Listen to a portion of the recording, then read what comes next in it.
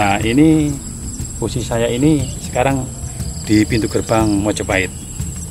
Ini kata arkeolog gini, itu dari kantor BPJB, ini pintu gerbang Mojopahit di situs Kumitir. Jadi situs ini sudah internasional. Faktor yang terdampaknya ya karena air sungai. Yang sungai sebelah itu, sebelah selatan itu kan kurang dalam. Akhirnya rata sama sawahnya. Kalau pas banjir ya airnya merembas ke sini.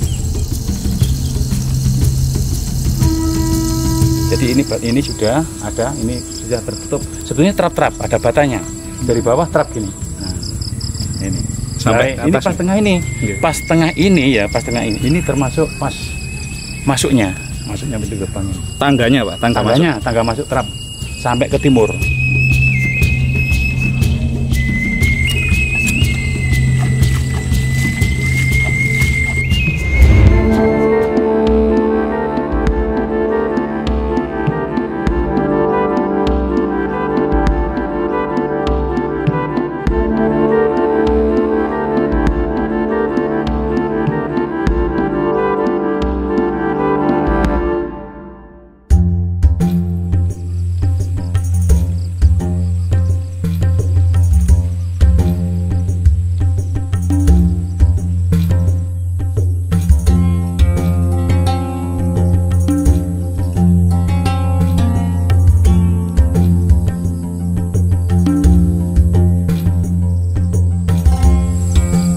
Talut ini panjangnya sekitar 316, lebarnya 203.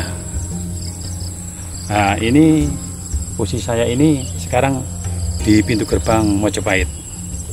Ini kata arkeolog gini, itu dari kantor BPJB, ini pintu gerbang Mojopahit di situs Kumitir. Jadi situs ini sudah internasional.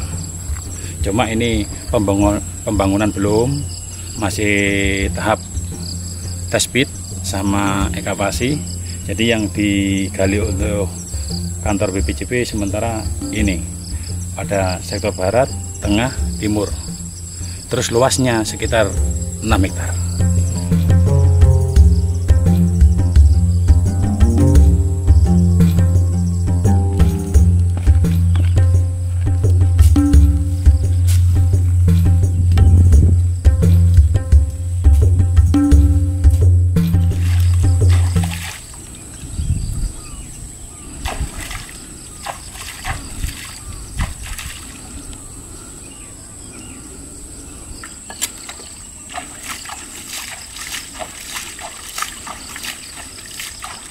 Di sini ada laporan warga.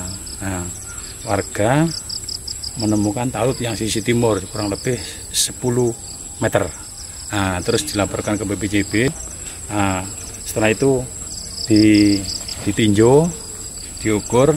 Nah, antara bulan 10 sama bulan 11 2015 di ekavasi sekitar 50 meter. Nah, terus lanjut itu tes pit ke seluruh akhirnya menemukannya seperti ini, pintu gerbang ini.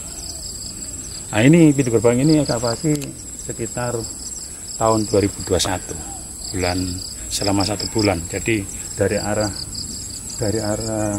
utara sampai selatan. Ini lebarnya sekitar 200, tapi pojok-pojok sudah diekavasi, termasuk di pojok sana sudah ketemu bastion ya. Kalau seperti di penjara itu istilahnya apa ya, pos jaga yang pojok sana. Oh, untuk pos jaganya sendiri itu sudah ditemukan gitu?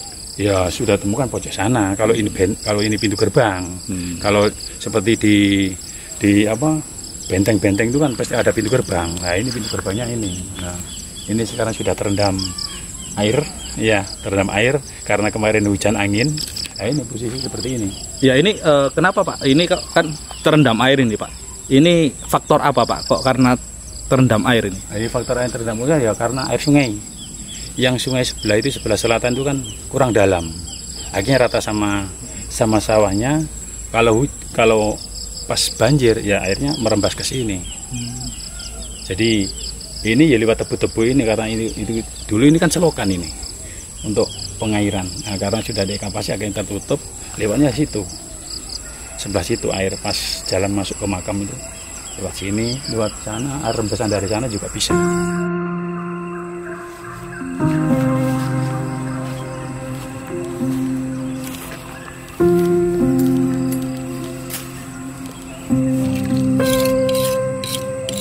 Pak, dengan adanya air ini Pak, struktur batu bata ini bagaimana Pak? Apa tidak apa-apa atau bagaimana Pak?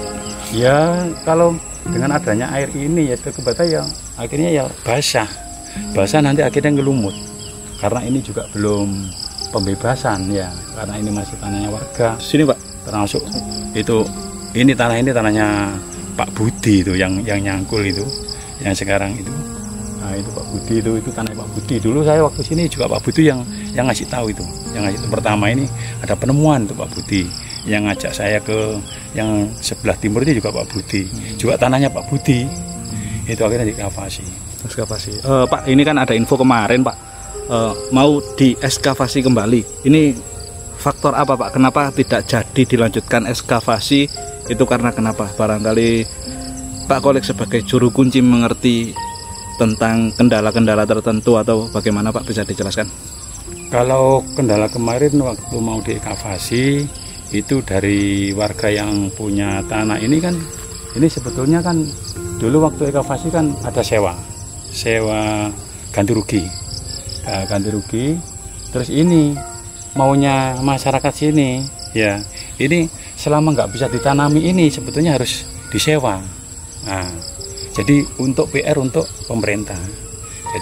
Jadi maksud masyarakat sini tuh nggak sama-sama merugikan. Jadi pemerintah juga jalan, rakyatnya juga jalan. Maksudnya jalan untuk ini selama sewa ini. Akhirnya kemarin kan dana dialihkan ke Tribuana Tunggal Dewi. Oh berarti untuk keinginan yang punya tanah ini dibebaskan gitu? Iya, keinginan dibebaskan. Enggak, terutama kalau masih ekskavasi, masih tahap ekskavasi kan masih lama ini. Itu maunya masyarakat sini ini yang sudah kena talut ini disewa tiap tahunnya berapa gitu maunya. Jadi sama-sama untung. Jadi negara itu juga bisa kerjanya bisa lancar, terus masyarakatnya juga dapat sewan. Karena dulu kan sebelum diekskavasi kan ada tanaman ini. Tanamannya ini tebu ini. Itu Pak Budi itu juga dulu tanam pisang, itu pisangnya kan tidak pindah semua ini Pak Budi itu. Nah itu orangnya masih seger itu, masih seger waras itu Pak Budi. Jadi dulu Pak Budi itu yang ngasih tahu sini ada talut. Jadi ini kalau ini nanti apa pemerintah itu ini sistem sewa ya, sini Pak. Sistem sewa kan sama-sama enak. Kendalanya kemarin begitu. Jadi mintanya jadi ini kan waktu dulu kan ketutup batanya kan bisa ditanami. Nah sekarang batanya sudah dibuka kurang lebih sekitar hampir 4 meter, ada yang 8 meter.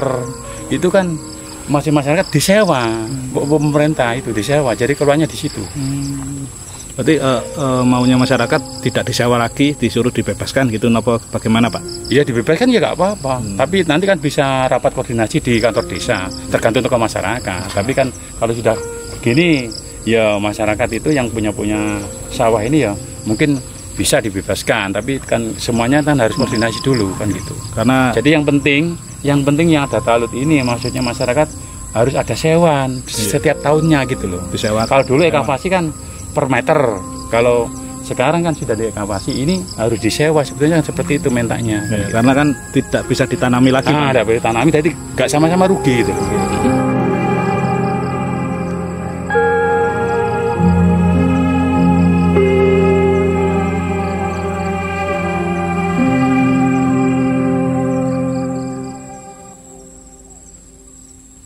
Kalau keinginan saya ya memajukan ekonomi kreatif.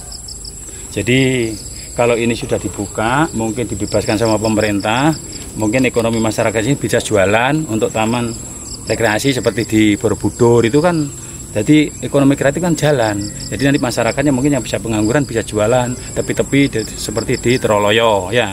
Kan ada jualan di tepi-tepi, ada warung kopi itu. Jadi kalau mau saya seperti itu. Oh, dijadikan langkah selanjutnya seperti itu. Dijadikan wisata sejarah. Wisata sejarah Mojopahit kan gitu. Gitu. Pak, untuk penanganan ini kan ada air Pak di sini di sektor barat nggih, pintu gerbang. penanganannya gimana Pak kalau dengan adanya air ini? Ini dibiarkan seperti ini atau nanti surut-surut sendiri atau bagaimana Pak? Kalau penanganan air ini nggak bisa, karena kanan kiri kan masih tanggul ya. Jadi nanti kalau ini 2 hari nggak hujan sudah habis airnya surut, karena ini kan bawah kan masih pasir, banyak yang pasir, jadi tanah campur pasir, jadi akhirnya cepet habis.